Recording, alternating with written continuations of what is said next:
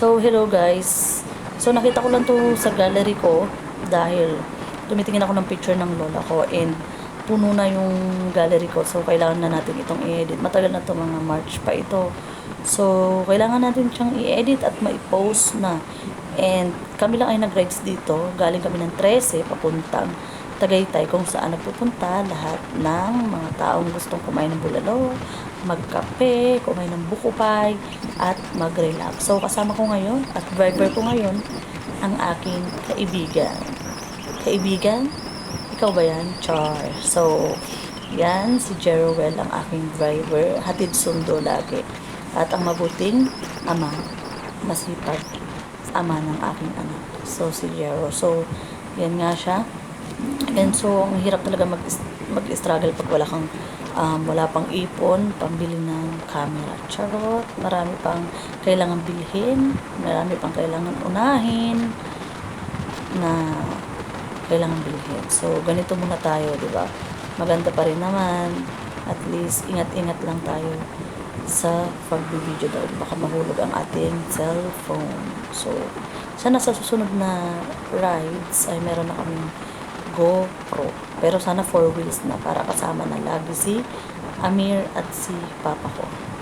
Pero hindi na makakasama si Lola. Pero sana lagi namin kasama si Lola ko. And na-miss ko na siya. And i-edit na nga natin to video na ito. So ito na nga, papunta na kami sa Tagaytay. Ang tagal naman, diba? At naiinis ako dyan kasi panay sa lubak niya dinadaan. Okay, maingat daw siya magmaneho pag ako yung angkas. Dahil, syempre, magkaibigan kami. At marami kami pinagsamahan. Charot. So, ito na nga, syempre, dapat kailangan magseryoso sa daan. And, yung mga rides na ganito, masaya. Dahil nakaka-relax ka. Pero at the same time, malungkot. Dahil, of course, gusto mo kasama lahat ng family mo. At ito nga, nakakita ko ng ganyan, di ba? Sa TikTok, nakakita tayo ng ganyan. And biglaan lang yan, hindi niya alam kung ano yung gagawin. So, ayaw niya ng mga ganyan, eksena. So, ako lang yung maarte. So, go for the goal pa rin ang ating kaibigan. So, ito na nga, nakakita na tayo ng signage na bulalo. May nagpa-bike at marami ng mga tarpaulin ng bulalo, mga pagkain. So, andito na tayo sa Tagaytay. At kung nararamdaman yung malamig ng hangin, at marami ng pine trees. Ito na yun. So, malapit dito yung Sky Ranch. Diyan. So, sa kaliwa niyan, diyan siya dati nagtatrabaho sa mga aircon sa hotel. Then, sa kaliwa niyan, diyan din kami kumain ng bulalo na hindi masarap. So, buti na lang nakalimutan ko yung pangalan ng restaurant. So, ito na nga. Of course, ang tip lang dito, pag kayo ay pumupunta ng Tagaytay, dire-diretso lang. Walang pepreno. Okay? Walang pepreno dahil wala tayong pambili. Ang mamahal ng mga restaurant dito, guys. Okay, dire-diretso lang, dire-diretso lang. Huwag mong ipepreno yan. Huwag kang lilingon sa left side. Huwag kang lilingon. Okay, yan. Sky Ranch po yan. So, dyan kami una nag-date sa Sky Ranch. So, nandito tayo sa Starbucks, pero wala tayong pambili. Okay, ito lang yung alam kong maganda ang view. So, yan, nakikita natin yung Taal Volcano. So, napakaganda niya, diba? So, napaka-relaxing. Of course, mahal dyan yung kape, hindi natin afford. So, simple montage lang tayo. Selfie. And, yan. May mamay din lang tayo. Okay.